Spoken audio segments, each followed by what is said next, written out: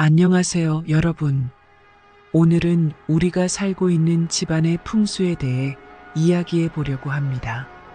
특히 집안에 두면 부정적인 기운을 가져와 가난해지게 만드는 물건들에 대해 초점을 맞출 것이고, 절대 해서는 안 되는 집안 공간 배치에 대해서도 추가적으로 말씀드리겠습니다. 오늘 영상 끝까지 시청하셔서 가정 내 부정적인 기운을 차단하고 긍정적인 기운을 불러와 재물운을 높이는 풍수의 비법을 배워가시길 바랍니다. 구독과 좋아요를 눌러주시면 앞으로 여러분의 삶이 더욱 풍요로워지고 가정의 화목이 가득 찰 것입니다. 그럼 바로 시작하겠습니다. 처음으로 말씀드릴 내용은 집안에 절대 두어서는 안 되는 물건들입니다. 첫 번째는 중고 물건입니다. 풍수에서는 새로운 시작과 긍정적인 에너지를 중시하기 때문에 다른 사람의 기운이 담긴 물건은 피하는 것이 좋습니다. 하지만 경기가 어려운 요즘 허리띠를 졸라맬 수밖에 없는 상황이라 젊은 세대뿐만 아니라 60대 이상 분들도 중고 거래를 많이 한다고 합니다. 물론 이렇게 근검절약하는 것도 좋지만 중고 물건이 우리 집안에 들어오는 것은 그 전 소유자의 기운까지 같이 오는 것이라 신중하게 생각해 봐야 합니다. 왜냐하면 물건 자체는 단순한 사용도구를 넘어 그것을 사용했던 사람의 에너지와 감정, 심지어 운명까지 영향을 미칠 수 있기 때문입니다. 또한 이 기운은 대부분의 경우 불분명하고 불확실한 기운을 담고 있어 지금껏 잘 유지되었던 우리 집안의 조화로운 기운을 깨트릴 수도 있습니다. 따라서 가장 좋은 방법은 중고 물건을 구매할 때 왜 판매하는지, 어떤 상태에서 사용했는지, 누가 사용했는지에 대해 신뢰가 되지 않는 선에서 최대한 문의하는 것입니다. 그리고 집안에 들여놓을 때는 집에 보통 있는 소독 티슈 등으로 깨끗이 청소하고 필요하다면 향이나 소금 등을 추가로 사용하여 물건의 기운을 정화시키는 것도 좋은 방법입니다. 두 번째는 가짜 식물입니다.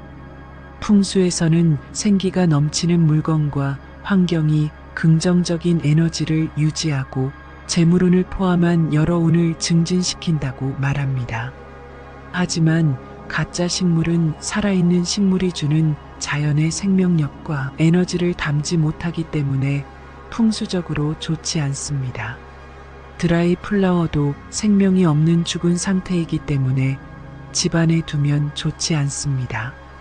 가짜 식물을 집에 두면 공간의 활력을 저하시키고 집안의 에너지 흐름을 방해하는 장애물 역할을 할 수 있으니 가급적이면 입이 크고 둥근 금전수나 극락조 같은 살아있는 식물을 키우는 것이 집안의 긍정적인 기운을 증진시키는데 매우 좋습니다. 세 번째는 뾰족한 물건입니다.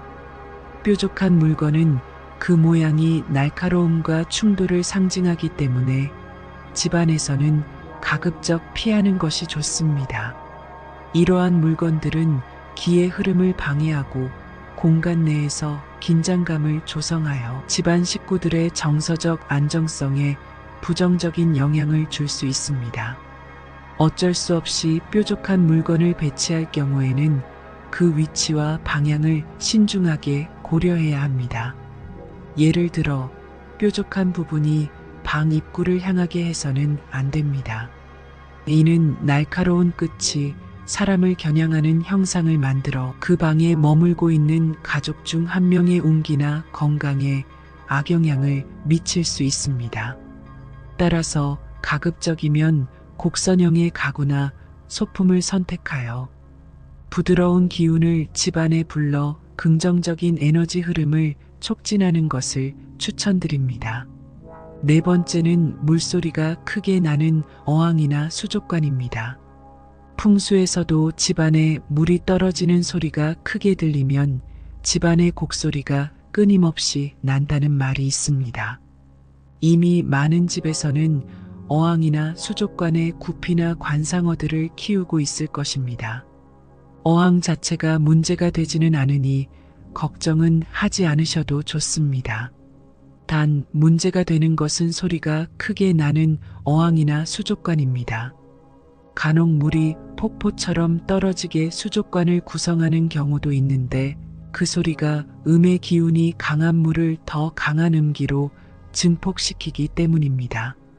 예로부터 집안에 우물이 있으면 흉하다고 해서 앞마당에는 우물을 파지 않고 뒷마당에 대부분 파셨습니다.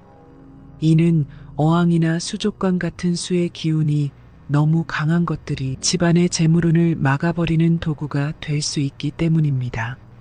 따라서 어항은 가급적이면 벽 쪽으로 붙여두는 것이 좋습니다. 5번째는 인물화나 추상화입니다. 이 두 종류의 그림이 집안에 있다면 풍수적으로 매우 좋지 않습니다. 먼저 인물화는 그려진 인물의 기운을 가득 담고 있습니다.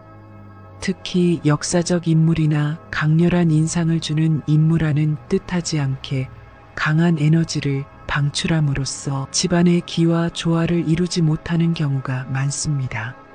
단 집안의 가족 얼굴을 그린 추상화는 그 가정을 지키려는 좋은 기운을 분출하고 있으니 걸어두셔도 좋습니다. 다음은 추상화입니다. 추상화는 현실에 존재하지 않는 형상을 통해 작가의 내면 세계를 표현하는 작품입니다. 이는 감상자에게 다양한 해석의 매력을 제공하지만 집안에 두면 조화로운 집안의 기운을 혼란스럽게 하기에 정서적으로 매우 좋지 않습니다. 마지막 6번째는 칼입니다. 칼은 매우 날카로운 기운을 방출하기에 기의 흐름을 방해하여 가정 내 갈등과 충돌을 유발할 수 있습니다. 칼은 필수적으로 사용해야 하지만 그 보관법이 매우 중요합니다. 가급적 눈에 띄지 않는 선반 아래쪽 칼꽂이에 보관하여 칼이 방출하는 날카로운 기운을 노출시키지 않아야 합니다. 또한 칼 근처에는 항상 부드러운 질감의 소재나 식물을 배치하여 날카로움을 중화시키는 것도 좋습니다. 다음으로 절대 해서는 안 되는 집안 구조와 물건의 배치에 대해 말씀드리겠습니다. 첫 번째는 거울의 배치입니다. 풍수에서 거울의 위치는 매우 중요한 역할을 합니다. 거울은 기를 반사하고 증폭시키는 물체로 여겨지기 때문에 그 위치와 방향에 따라 좋은 기운을 발산할 수 있고 반대로 나쁜 기운을 발산할 수도 있는 양날의 검과 같습니다. 특히 집안 침실에서 거울 배치는 매우 신중하게 고려되어야 합니다. 잠자는 모습이 비춰지면 안 됩니다. 이렇게 되면 잠자는 동안의 모습이 비추어져 부정적인 기를 발산할 수 있습니다.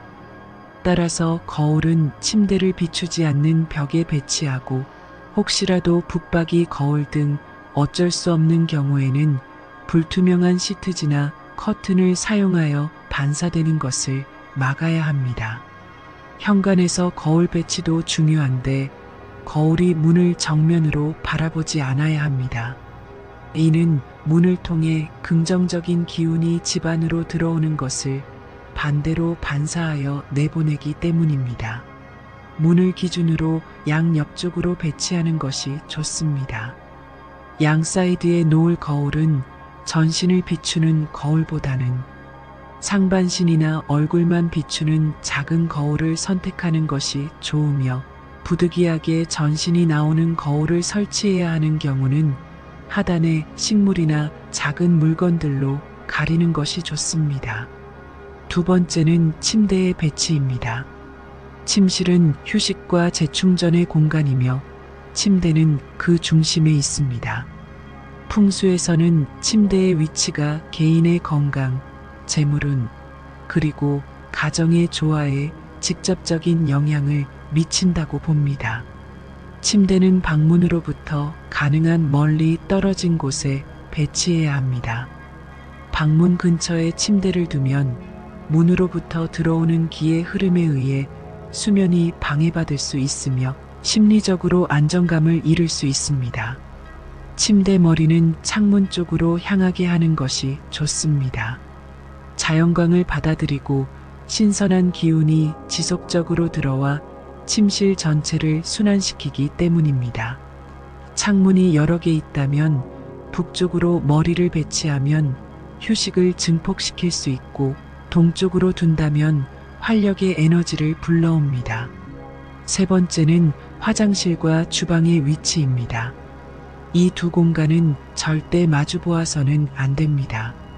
화장실은 물을 많이 사용하므로 음기가 강한 공간이고 주방은 양기가 강한 공간입니다. 어느 한쪽이 너무 강해서도 안 되고 두 기운이 서로 대립되는 구조가 되어서도 안 됩니다. 만약 이 두 공간이 마주보고 있다면 강한 두 기운이 충돌하여 집안 전체 기운의 균형을 깨트려 불안정한 상태로 만들 수 있습니다. 이미 집 구조상 마주보고 있는 상태라면 그 사이에 파티션 또는 가림막을 통해 두 공간을 강제적으로 분리해주면 좋습니다. 그렇게도 불가능하다면 그 사이에 관엽식물을 배치하여 두 기운을 중화시키고 화장실의 조명을 조금 밝게 유지하여 양의 기운을 강화시키는 것도 좋은 방법입니다. 네 번째는 안방과 현관의 위치입니다. 안방은 기본적으로 현관과 마주 보아서는 절대 안 됩니다.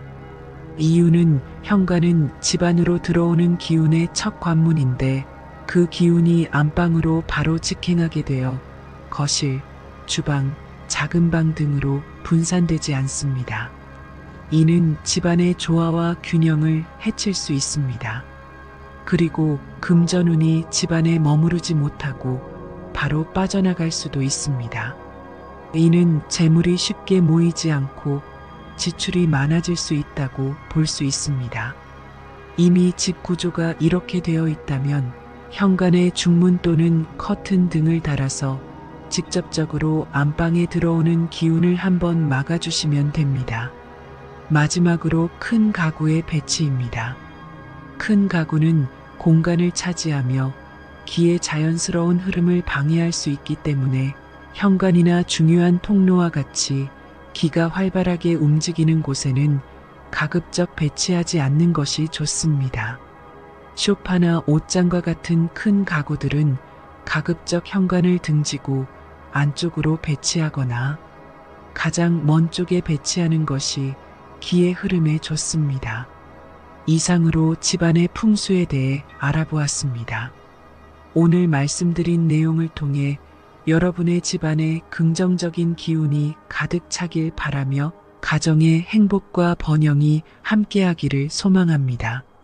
영상을 마치며 여러분의 삶에 풍요와 화목이 가득하기를 바랍니다. 다음 영상에서 뵙겠습니다. 감사합니다.